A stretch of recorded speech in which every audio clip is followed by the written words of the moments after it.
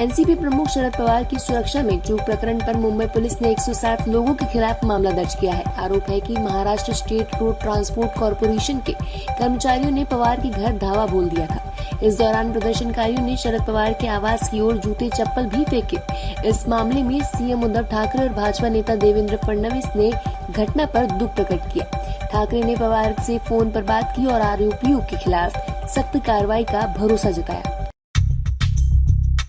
UP विधानसभा चुनाव में 2/3 बहुमत हासिल करने के बाद भाजपा की नजर विधान परिषद की 36 सीट पर शनिवार को होने वाले चुनाव में भी यही उपलब्धि दोहराने पर है। चुनाव में सपा और भाजपा के बीच सीधा मुकाबला है, क्योंकि कांग्रेस और बहुमत समाज पार्टी ने विधान परिषद चुनाव में कोई उम्मीदवार नहीं उतारा है। हालांकि कुछ निर्दलीय उम्मीदवार मैदान में हैं।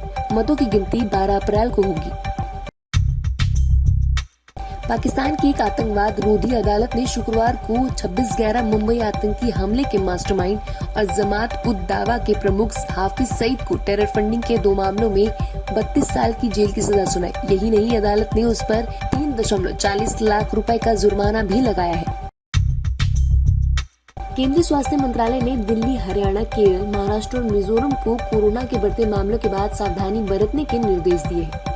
सचिव राजेश भूषण ने राज्यों को लिखे पत्र में कहा कि पिछले सप्ताह बढ़े कोरोना के केस चिंता की बात है। अगर जरूरत पड़े तो आवश्यक कार्रवाई करें।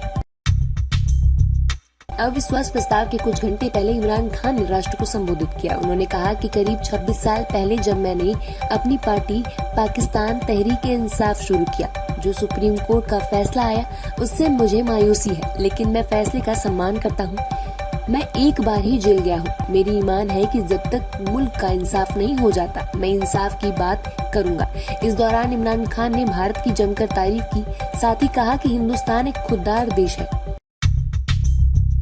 यूक्रेन और रूस के बीच युद्ध को शुरू हुए 44 दिन हो गए हैं। यूक्रेन के शहरों में तबाही मचाने वाले रूसी सैनिक अब जल्द ही अपने वतन लौट सकते हैं। क्रेमलिन ने शुक्रवार को कहा कि यूक्रेन में उसका विशेष सैन्य अभियान निकट भविष्य में खत्म हो सकता है, क्योंकि यूक्रेन पर हमले के उद्देश्य पूरे होने वाले हैं।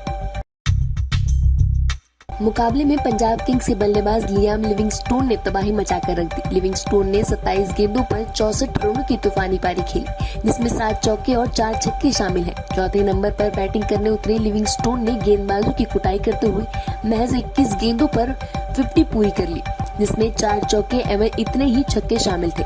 लिविंगस्टोन को राशिद खान ने डेविड मिलर के हाथों कैच आउट कराया। पूर्व भारतीय कप्तान विराट कोहली और कोच अनिल कुंबले के बीच विवाद का जिक्र अपनी किताब में करने के बाद पूर्व नियंत्रक और महालेखा परीक्षक विनोद राय ने अपनी सफाई पेश की है। उन्होंने तत्कालीन कोच अनिल कुंबले और कप्तान विराट कोहली के बीच विवाद को लेकर कहा कि दोनों में कोई भी मतभेद नहीं था। अनिल कुंबले एवं चैंपियंस ट्रॉफी 2017 के फाइनल के बाद अपने पद से इस्तीफा दे दिया था, जिसके बाद दोनों दिग्गजों के बीच विवाद की खबर पूरी तरह से खुलकर सामने आई थी।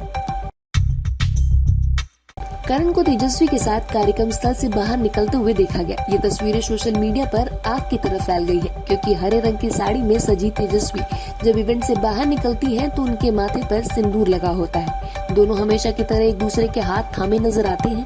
करण तुरंत आगे बढ़कर तेजस्वी के लिए गाड़ी का शीशा खोलते हैं और उन्हें गाड़ी के अंदर बैठाते दिखाई देते हैं। तेजस्वी के माथे पर लगे सिंदूर ने फैंस के मन में हलचल पैदा कर दी है कि क्या तेजरन ने गुपचुप शादी कर ली है।